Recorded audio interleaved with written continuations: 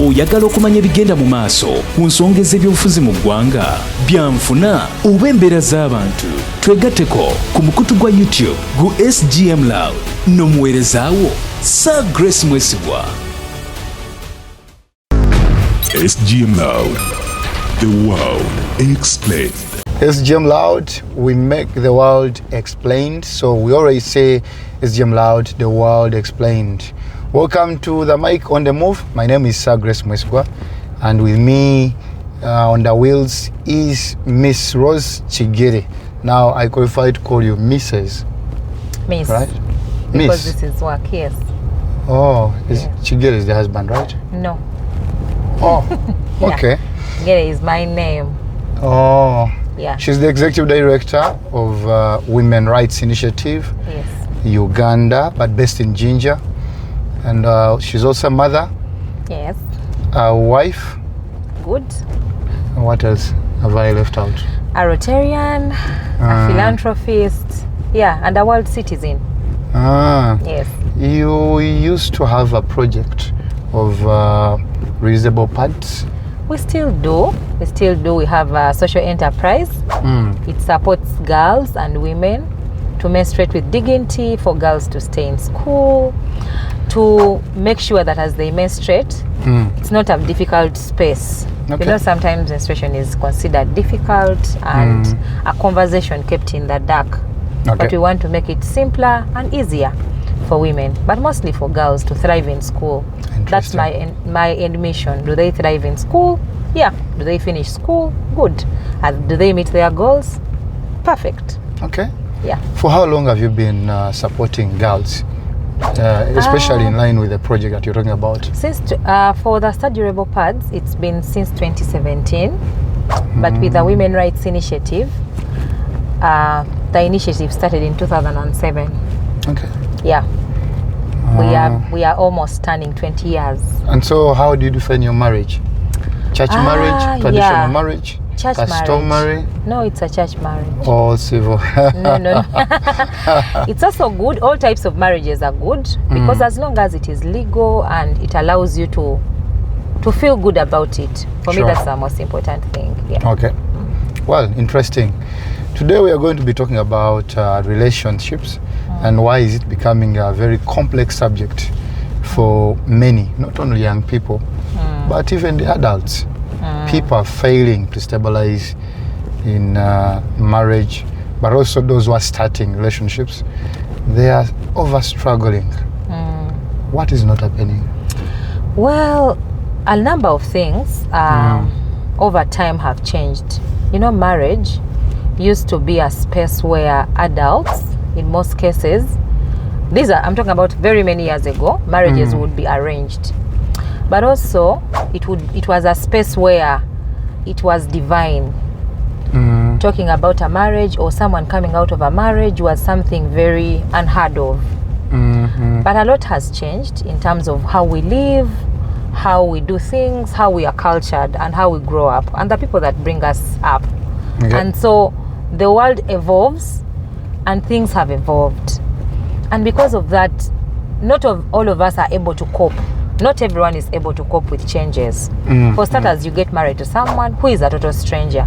For me, I believe that if you haven't lived with someone, you do not know them. They allow you to know what they want you to know. Okay.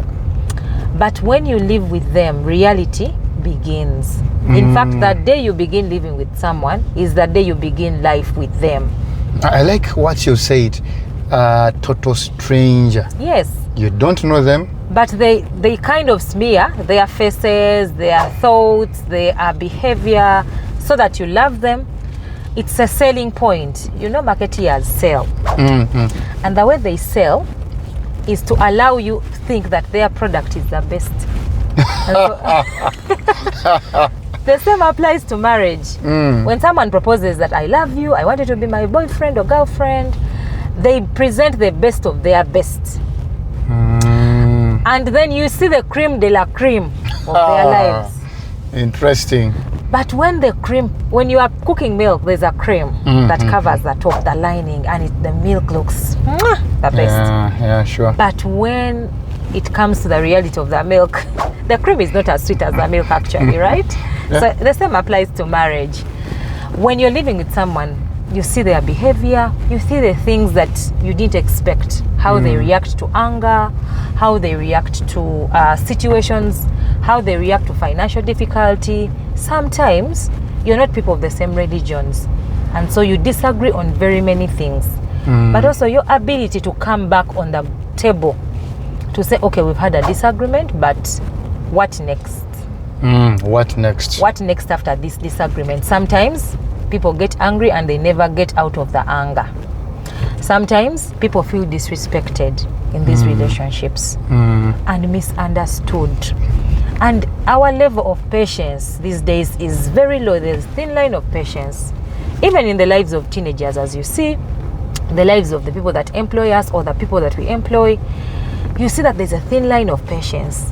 And that culminates into a marriage. You walk with this behavior into marriage and you say, I can no longer be patient. I don't want ndi mukowu.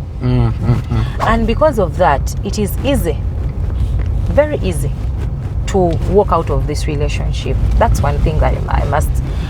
The other thing is culture. Culture. Yeah. Is culture working against stability of relationships, or it is contributing towards I think the success? It's a double-edged sword. Why would I say that? Previously, although the marriages stayed intact, there was a lot that women and men stomached in those marriages. Even when there was bad behavior, even when there was abuse, there's this song that goes to say choyingide chiyinga chiyungu yogenze kufumba, and that would be the right, in the ideal situation it would be the right thing. But in the situation where it is not ideal, why would someone stay in an abusive space? Morgan, would you love to be abused? I wouldn't want to be abused. Why would someone then be forced to stay in an abusive space or abusive relationship? And so protecting the gains. So culture. If you must protect, but there are no gains to protect. I don't think there are any gains to protect when you're being abused. If you're a man and you're emotionally being abused, there are no gains that you're protecting. In fact, you're damaging your mental health. You know, you're damaging your self-esteem. You're damaging your social life and the way you react to things, the way you behave, the way you look at people, the way you know that make the things that make you happy no longer make you happy. Why? Because that part of you has been shrinked. It's been put to test, and not all of us are able to be patient and wait for that. So, but culture, what I want to go back to before I forget, culture has in a way been it also advances, and because of so many advancements, culture is dynamic. It's very dynamic. Okay. I am one person that feels that dowry has contributed to a lot of breakups, because when our parents are asking for money and goods and things and other things, I don't think they put into consideration that we are going to get married and live in these relationships with a lot of, with these spouses, and they are the same spouses that we are asking a lot of money from. And you don't believe in the dowry concept? Dowry concept, I mean. In my opinion, people should go marry and be happy, build homes. I've actually interacted with families as an event MC, and you find someone is asking for 10 cows, 20 goats. I can't take away what people think, because we are all entitled to our opinions. But for me, 5 million shillings. Morgan, if you ask me, I don't have a price tag. You cannot. We're simply appreciating the parents. I know. But then, if it is simply appreciating, then you wouldn't want, or you wouldn't have a situation where the parents then decide what kind of appreciation they want. They would say, Morgan, go, you have come with your wife to be. Go and think about what you want to appreciate us with. And then you'd go. If you feel that this family deserves 7 goats, 19 cows, blah, blah, blah, whatever it is, they deserve a whole title of land, then graciously give that. But the moment the family says you appear with 10 goats, you appear with 19 cows, then automatically it is dowry price. It is no longer appreciated. You even hear the word dowry Price. good. Bride price. Bride price. And at that age, whenever the man thinks about all these things that they have taken home, they're like, kat church again a mass. It is easier for them to abuse you. They will use this against you. When things go wrong and you have big disagreements over time, which actually happen because we are all human, you find yourself in a space where you can no longer mend those relationships. Okay. You can no longer speak as and interact as adults, as individuals, as people that love and care for each other. Okay. Then the other bit that I think is very straining is the domestic care work, the care burden. Care work. Yeah, the care burden. When I talk about the care work or burden, I mean the duties, the home duties that we do differently. And when I talk about this, please think about all homes. Think about the urban homes, think about the rural homes, think about the homes that are in semi-urban areas and how we do work. The question goes, how many home chores do you help with at home as a father or as a spouse or as a husband? Very interesting question. And actually that one can take us into a debate. Yes. No. Wait. How many? Before you go to the debate. Chores are you supporting? How many chores are you supporting? As a husband? Yes. You might be making the money, right? You might be the breadwinner, good, well and good, because that is also your duty as a father, as a husband, as a caretaker, as a person that has committed to take care of these people. But also, there are things that cannot be paid for. That because if you begin to pay your wife or your spouse for every job that they are doing in the house, I bet you cannot even pay them. But also, these jobs create a lot of annoyance with women. They get tired. They really get tired. Now I'm telling you out of experience. Nursing a baby, washing clothes, ironing, cooking, making the house tidy, attending to guests, doing my wifely duties is tiresome. It's really tiresome. Once in a while. How about in a situation where you have a maid? Yeah. And it's the husband paying and the maid. As long as someone is also contributing and working, they get tired. But also, just as you say, maids are helpers. They don't do it all. Or I prefer to call them house managers because they really manage our houses. Okay. For me, they're not what you say. They are managers. Because in that sense, they allow us to reach our goals.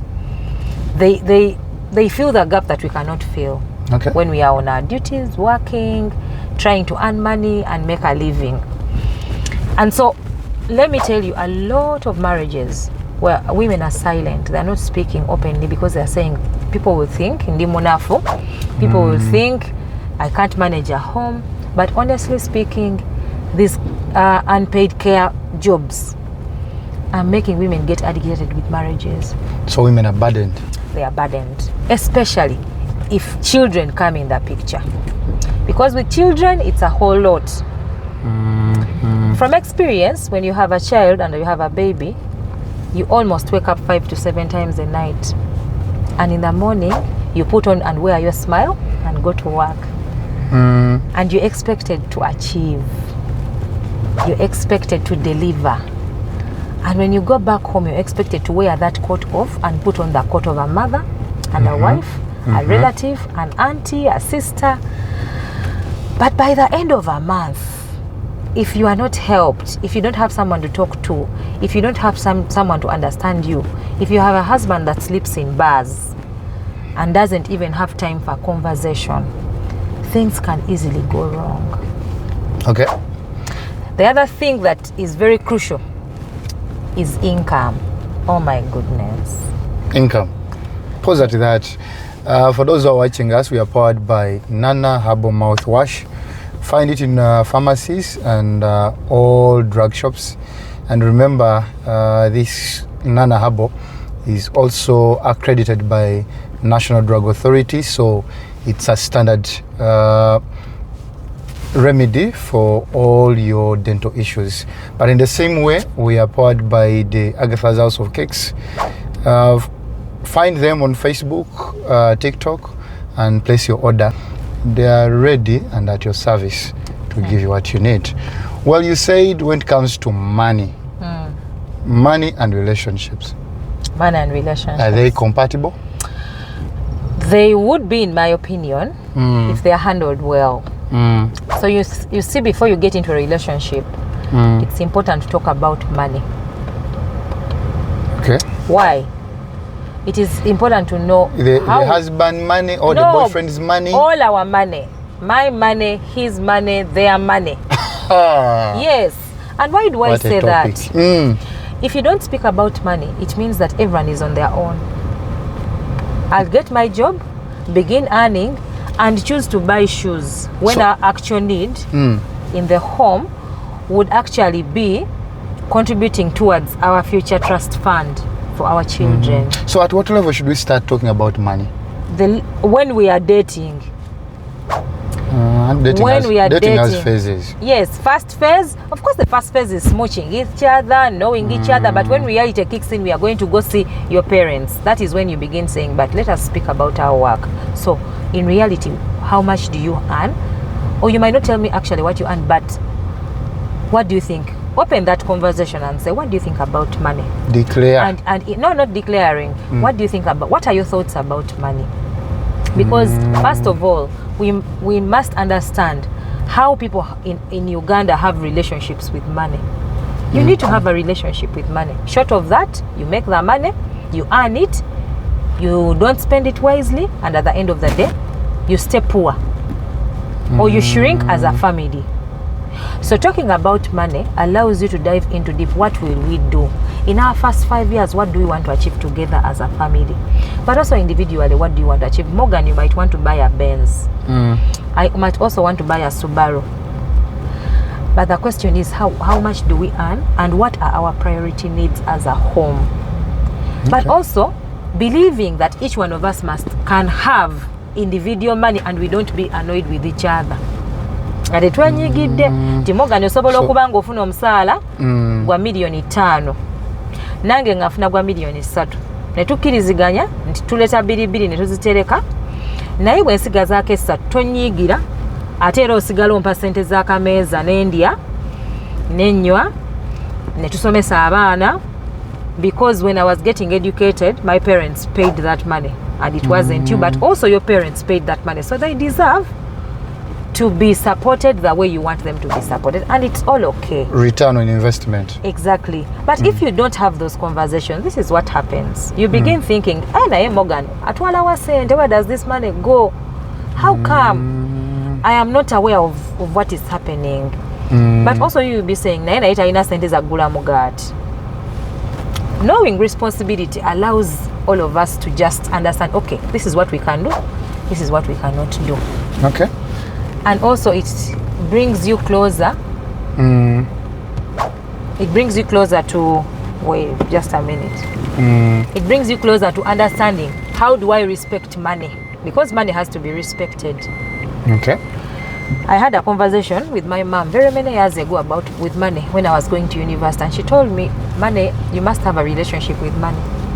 Botabera na nkolagana na sente. Tosobola zikola n'ozituuza. And as a young girl, that didn't click. Because for me, you get the money, you spend it. My pocket money, you spend. You buy the things you want to do. You know how you girls are. You know the life that we want. So money conversation should be part of relationship talks. So that eventually I don't get a job and earn 30 million and we don't know what percentages we are working with. And then you be angry, you begin n'otandika okuzimba omutima kubanga gwokyali ku miliyoni 5 mukyala wali ku miliyoni 16. Sente zo zigenda wa. Exactly. Sente zo ziteeka wa, ziteeka kwani. But also ebuze bibakosa nga okyala. Bikosa nnyo ku side zombi, on both sides, because even men, some men don't want to be asked. They don't want to even have that conversation about money. Sente zikola, why are you asking me? But obola is again. But if you can't trust each other with money, how do you even trust each other with your bodies? Oh, that's a good one. If you can't trust your partner with money, then why do you trust them with your body? Exactly. Because Because for body me, is my more- body it's is the priceless. most divine thing that I feel. If I trust you with it, I've trusted you with everything. In fact, trusting me trusting someone with a plot of land is nothing, because I can make money and buy another one. But my body. So a person that you trust with your body, then you should be able to at least Kali, at a percentage, because I know also we are brought up differently. Our upbringing is very different. We meet different people and experiences. So I hear and understand that journey, that it's different for everyone. But not speaking about money puts you in a very, very dangerous position. Why? You will not be able to openly know what is happening in each other's life. And you cannot develop together. And a family that doesn't develop together is not going anywhere. Because you spend all those years working. That is why you see very many women have buildings in towns and in cities, and their husbands don't know. And actually, some of them, men, we get to know about women's side businesses when they are being cheated, when actually they have been scammed, maybe when they have registered heavy losses. Also with men. We also had where I work with, we have a project for domestic and gender-based violence. We run a rehabilitation shelter for survivors of GBV. It's called the Nyonga Women Shelter. One of the things that we are grappling with is financial abuse. Once men get to understand that women have properties or they have businesses, trouble brews in those homes. But why? Because those conversations were not generated as the businesses were beginning. Also, there are some in some cases, women are in fear that you have two wives, and so once this conversation begins, and then you add the monies together, there are quite a number of things. But for me, the most important thing, having this conversation will put you in a safer space. Kubanga mtaso akuja after 15 years nagade twayogera ku sente. Now we've been working together, we've been saving together. Okay, we've been doing different businesses, bringing in this money, but everyone knows what bit they've been contributing. Okay. That is very crucial. Speak about money. It is difficult. They are very hard decisions and conversations to talk about money, but you speak about it, navigate it day by day. It's not a one-day conversation, but you will know, Morgan, you will know. No sentence. If I'm to build a home, I'm building alone. Okay. If I am going to do a business, I know I'm going to be in my own struggle. In the comment section, let us know at what stage should someone open up About on the money. money matters. About money matters. Should it be in the inception, And also aspirations. mid, or somewhere after wedding? No, in my opinion, it should be a conversation before, so that you also gauge what you're going into. You shouldn't be taken in this thing blindly. Yes, you should know, because for me, I have goals and aspirations. One of my goals as a child was to go to the US, study my master's and PhD. Now you're here in Uganda And with us. yeah, I am still here, but I am going. And I'll Hey! study, because Hey, that is man. why I'm saving my monies to be able to do that. But if it means that if that conversation is not known by anyone, and I am working and saving all this money, someone will be asking, why? Why are you not contributing to this and this and this? Because they do not know my aspirations. Our goals matter. Even when we marry, we are still valid, and they are still valid. So Rose, a young girl, had aspirations, desires and fantasies Yeah. to go to US, Yes. study masters Yeah. and PhD. Yes. When did you get this dream? I think 6 or 7 years when I started working. Interesting. Yes. And so you have kept this dream I've done alive my for first how many master's, years? and I intend to now upgrade. Okay. Yes. So you've been patient for about how many years? From you said 6 years. Yeah. It's now 8. It's now 8 years. Yes. You've been waiting for it. What could be the factors for you staying up to now? There's been a lot, childbirth. I also encountered the loss of my mom, Oh, sorry and about so that. it really took a toll on me. Yeah, I'm learning to heal and move. Yeah, but also life happened. A lot of things happen. Well, that's so interesting. We take a pause at that. We'll be back with a second part.